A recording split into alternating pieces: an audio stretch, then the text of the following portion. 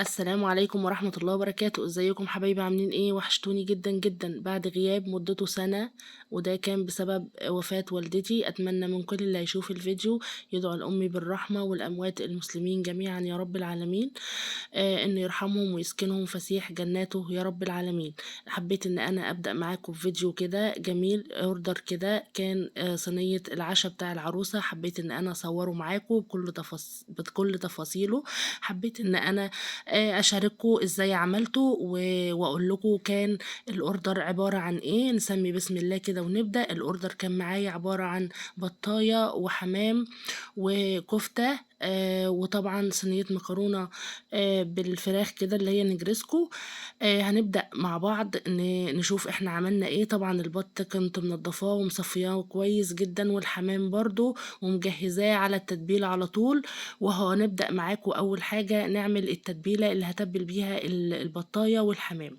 معايا هنا بصلاية كبيرة كده، هضيف عليها ملح وفلفل أسود فقط، وهبدأ إن أنا أدعكهم في بعض كده كويس جدا. التتبيلة دي بتخلي معايا اي انواع طيور حابه ان انت يطلع معاكي طعمها تحفه، سواء شوي او سلق، اعملي التتبيله دي ومش هتندمي.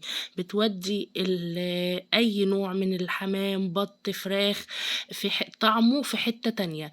بدات ان انا اعمل فتحات كده في البطايه بتاعتي كانت 3 كيلو ما شاء الله، حجمها كويس وكانت جميله جدا ونظيفه ومصفياها وغسلها كويس. هبدا ان انا اعمل التتبيله كده، ادعك التتبيله كده في البطايه كلها من بره ومن جوه وبين الجلد واللحم كده بتاع البطايه وفي قلب البطايه. هدعكها كويس جدا اهي زي ما انتم شايفين كده. اهم حاجة ان احنا نغسل البطاية كويس ونصفيها من اي سوائل فيها علشان الزفارة وكده. وطبعا كل واحد وليه طريقته في غسل الطيور. طبعا انا بحب اغسلها بالدقيق والملح والليمون كده. طبعا دخلنا هنا اهو على الحمام. هبدأ بقى ان انا مفرغة الحمام كده من الجلد واللحم كده اهو، بمشي بصبعي كده بفرغ الحمام كله، وغسلاه برضو كويس ومصفياه. وكمان الرقبة دي هشيلها معاكم برضو، وكمان عاملة الجناح بتاع الحمامة كده لورا علشان ما يضايقنيش وانا بعمل. وهبدأ ان انا اتبله معاكم برضو بالتتبيلة، نفس التتبيلة اللي تبلت بيها البطاية. الفلفل الاسود مع البصل مع الملح كده بيدي طعم، بيودي الحمام وبيودي اي طيور زي ما قلت لكم. الطعم بتاعها بعد التسوية بيفرق جدا، وحتى الشوربة لما تسلقي الحاجة برضو بيخلي الشوربة بتاعتها طعمها تحفة جدا. ما شاء الله الحمام بتاعي كان كويس، يعني الى حد ما هو مش كبير قوي بس كان كويس. تبلته وعينته كده. طبعا الحاجات دي بتبلها قبلها بيوم. معايا هنا بقى نبدأ نعمل الكفتة. كيلو من اللحمة عليه حتة ليا كده بتاع الخروف، هضيف عليه 3 بصلات كبار كده بس من غير المية، يعني البصل التفل بتاع البصل بس. بعد ما ضفت البصل هضيف معلقتين كبار من النشا كده، وهبدأ أضيف كمان معلقة من البيكنج باودر بتخلي الكفتة جميلة. دي الكفتة بتاعتي أنا بعتمدها دايما في أي مناسبة أي أكل، حتى ليا شخصيا بعملها كده. وضفت كمان معلقة فلفل أسود، وكمان 3 معالق حلوين كده من بهارات الكفتة، وكمان معلقة دقيق كويسة كده، والملح بتاعي. وكمان هضيف معاكم توم كده مفروم، برضو بيدي طعم جميل مع يعني زي هريسة شطة كده بالثوم. وهقلب كل المكونات في بعض كده، عجنهم كويس جدا في بعض لحد ما تبقى زي العجينة كده وفيها خيوط كده، اعرفي ان الكفتة معاكي كده تمام. طبعا انا حطيتها في التلاجة شوية قبل ما اصبعها، يعني اللي هو تجمد معايا شوية كده، وهبدأ ان انا اصبعها. شايفين بجيب السيخ كده او اي حاجة طويلة عندك حابة ان انتي تعملي عليها تصبعي عليها الكفتة. انا كان عندي الشيش اللي هو الخشب ده بتاع الشيش طاووق ده. هبدأ ان انا اهو زي ما انتوا شفتوا كده، يعني اصبعها واعمل يعني اشكال كده بصبعي كده، على اساس ان هي كانت على الشوي مثلا على الشبكة او حاجة، بيدي شكل جميل كده. وهعمل معاكم واحدة كمان اهو. طبعا المية البصل اللي انا صفيتها حطيت عليها معلقة من الزيت، وكمان حبة ملح كده على الفلفل اسود، وبصبع بيها الكفتة، بتدي لمعة كده للكفتة لحد بعد ما تستوي كمان بدأت عملت معاكم أهو ما شاء الله جميلة وثابتة على الشيش وتحفة جدًا ما شاء الله عليها، والصابع حجمه زي ما أنتِ عايزة. أنا حبيت إن أنا حجم الصابع يبقى معايا كده، وكمّلت باقي الكمية وحطيتها في الفريزر أو في التلاجة جنب البط والحمام. كله ده كان قبلها بيوم، حطيته يعني الليلة اللي أنا هاعمل فيها الأوردر قبلها بيوم كده باجهّز الحاجة دي.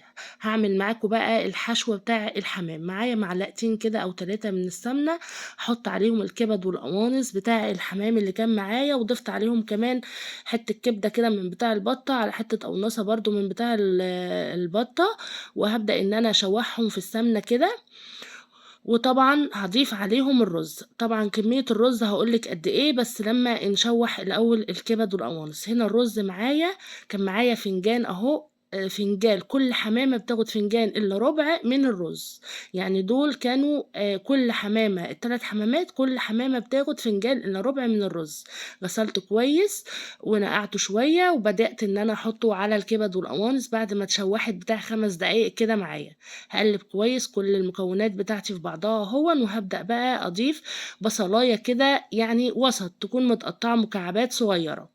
حابة تضيفي البصل برضه في الأول تمام، أنا باحب طعم البصل يبقى باين شوية، بيدّي طعم جميل أوي للحمام. هاحط بقى التتبيلة بتاعتي فلفل أسود، بهارات فراخ، والملح طبعًا بتاعي، وهاضيف عليها برضه يعني فنجان من المَيّة كده أو فنجان إلا ربع برضه من المَيّة، واخلّيه على النار يعني 5 دقايق بالضبط.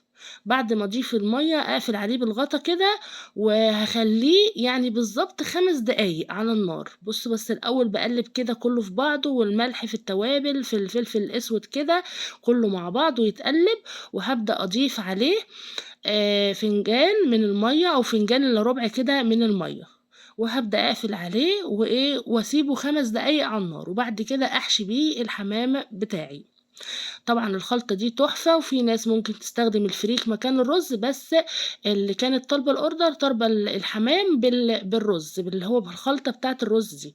هابدأ هنا بقى الحمام أهو معاكم، كنت متبلاه طبعًا، هابدأ إن أنا شِلت الراس، وكمان هاشيل الرقبة بتاع الحمام، هاقطمها كده، هاطلّع العضماية، وهاخلّي الجلدة بس بتاع الرقبة، علشان نحشي الرقبة دي بتبقى تحفة جدًا، وبتدّي يعني حجم للحمامة كده، بتخلّيها معايا يعني منفوخة، ولو الحمام معاكِ صغير بيفرق معاكِ ال الت ال الحركة دي في حجم الحمامة. طبعًا هابدأ إن أنا أحشي بين الجلد كده، وكمان بين الجلد ده هالاقي يعني هيوصل معايا لحد الرقبة من طبعًا هابدأ كلّه خلّصت كده أهوًا، يعني الحمامة هابدأ بقى إن أنا برضه أحشي قلبها لحد ما أملى الجلدة بتاعة الرقبة كده أهو، وكمان القلب بتاع الحمامة من جوّه.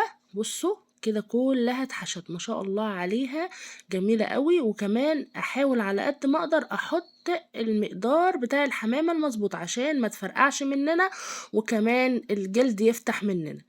هابدأ إن أنا أشنكل كده الرجل بتاعة الحمامة في بعضها كده، هادخّلها في بعضها، وممكن تعمليها بالخلة بتاع الأسنان، بس أنا باحب كده وبتقفل معايا وبتبقى زي الفل ما شاء الله عليها، وما بيطلعش منها الرز ولا أي حاجة، وهتشوفوا كمان التسوية.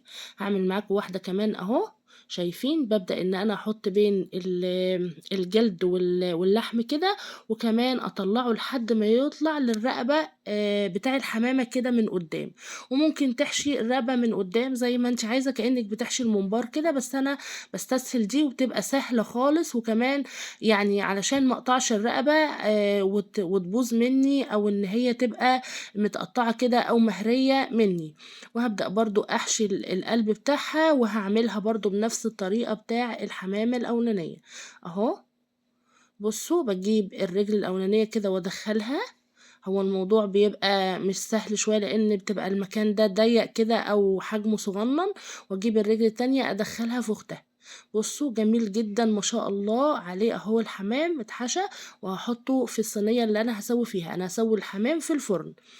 طبعًا أقول لكم طريقة التسوية، باجيب مَيّة سخنة تكون مغلية أضيفها على الحمام. بيبدأ الحمام يعني إيه يعني زي ما يكون، شوف الممبار لما بتيجوا تسووه كده بيقفل بقى، البطن بتاعته بتقفل والرقبة من قدام برضو بتقفل.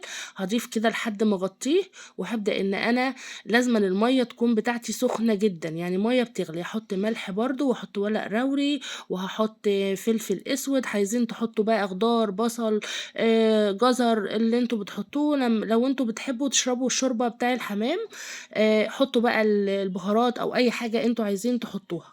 هنا اهو بدأت خلصت كل بقى الاوردر بتاعي، وعملت كمان صينية مكرونة بالفراخ كده اللي هي نجرسكو، بس ما صورتهاش معايا. الكل طبعا بيعرف يعملها، وانا كنت معايا عاملاها معاكم على القناة قبل كده.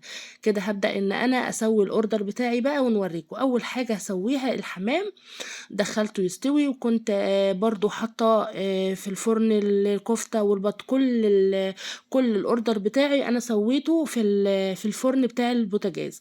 الحمام هنا بقول لكم ساعه او ساعه الا ربع بالظبط هيكون معاكم الحمام مستوي. البطايه بتاعتي هسويها في الكيس الحراري. زي ما انتم شايفين البطايه اهي، هحطها في الكيس الحراري كده اهو. الكيس ده الحجم الكبير اللي بيشيل البطه، يعني هو احجام بيبدأ من لارج لحد كمان 5 اكس لارج. لو عايزه تسوي الديك الرومي في الكيس الحراري ده افضل حاجه تسوي فيها البطايه، وما تتهريش منك، وتطلع يعني متحمره وشكلها جميل، والطعم كمان، واللحم بتاعها دايب كده ما شاء الله، والتتبيله اللي احنا عاملينها ما شاء الله عليها. حطيتها بقى في الكيس الحراري اهون، وهبدأ اعمل في الكيس الحراري ده فتحات علشان ما يفرقعش مننا في الفرن، ونتغاضى اي مشكلة تحصل معانا واي ضرر يحصل لينا. طبعا الفتحات دي علشان خاطر لما الكيس بيدخل الفرن ما ينفخش معانا ويفرقع ويعمل معانا حاجة مش كويسة. هضيف عليها مية سخنة وهدخلها الفرن برضو زي ما هي كده، انا مش هحط لها ورق فويل. هنا بقى كانت الكفتة معايا استوت اهي ما شاء الله، وحطيت البطاية في الوقت ده تستوي. قعدت بالظبط ساعة ونص في الفرن، كان ما شاء الله جميلة ودايبة. الكفتة معايا زي ما انتم شايفين عاملة ازاي، لذيذة وجميلة. وهنا كمان كنت عاملة رز بسمتي ما شاء الله، برضو انا كنت عاملاه معاكم قبل كده في القناة، طعمه تحفة وجميل. لو عايزين الطريقة قولوا له في الكومنتات. وطبعا لو وصلتوا لحد هنا في الفيديو ما تنسوش تعملوا لايك وكومنت حلو منكم كده تعرفوني الفيديو حلو ولا لا. هنا بقى كنت بعمل الخلطة اللي انا هحمر فيها الفراخ. بجيب كوباية او فنجان من اللبن كده، عليه معلقة من الصلصة، وعليه ملح وفلفل اسود وكمون وكزبرة، وببدأ ان انا احط كده معلقة من السمنة على النار على حبة من الزيت كده كويسين، وهحمر فيهم الحمام. الحمام بياخد معايا لون جميل جدا اهو، والحمام كان استوى، وطعمه بصراحة او الريحة بتاعته وهو طالع من الفرن كده ما شاء الله عليها تحفة. هنا كان اهو حمرته في السمنة بتديله اللمعة واللون الحلو اللي انتوا شايفينه ده. وشوف الحمام بتاعي اهو، ولا يعني في غلطة. وهنا البطاية بتاعتي كانت استوت ما شاء الله عليها اهي. شوفوا حتى من جوه الكيس متحمرة وواخدة لون، بس انا طبعا هحطها تحت الشواية شوية من الظهر كده، وباقي الصدر من فوق كده يتحمر، وهطلعها معاكم اهو. خدت اللون الجميل ده وطلعت ما شاء الله. وهنا كان كده تقريبا خلصت كده الاوردر. وكنت عاملة بقى سلطات، سلطة طحينة وسلطة كده انا بعملها خلطة كده ما شاء الله. وهبدأ ان انا ارص معاكم الصينية بتاعتي. هنا كانت الصينية اهي لفاها كده، واحط عليها البطاية ما شاء الله عليها، وهبدأ ارص برضو الحمام والكفتة وكله. الاوردر كان كده ما شاء الله عليه زي الفل اهو شايفين. وابدا ارص الكفته كده. انا بصراحه في تزويق مش قوي، بس يعني اهو بدات اللي هو ايه، يعني مع الاوردرات كده الواحد بدا يتعلم، او ان هو يرص الصينيه بطريقه كويسه. يا رب الفيديو يكون عجبكم، ولو عجبكم ما تنسوش تحطوا لي كومنت حلو كده وتقولوا لي رأيكم فيه. وما تنسوش تدعوا لأمي وأموات المسلمين بالرحمة والمغفرة. وأتمنى يكون الفيديو عجبكم، ويا رب يا رب ما يقطعها علينا عادة، ويحسن ما بين إيديكم وما بين إيدينا، وإن احنا دايما متواصلين ونكمل الفيديوهات في القناة وما نقطعش تاني، ويبعد عننا الشر ويبعد عننا الموت الحبايب، ويرحم أمواتنا ويرحم أمي ويرحم أموات المسلمين جميعًا يا رب. السلام عليكم ورحمة الله وبركاته.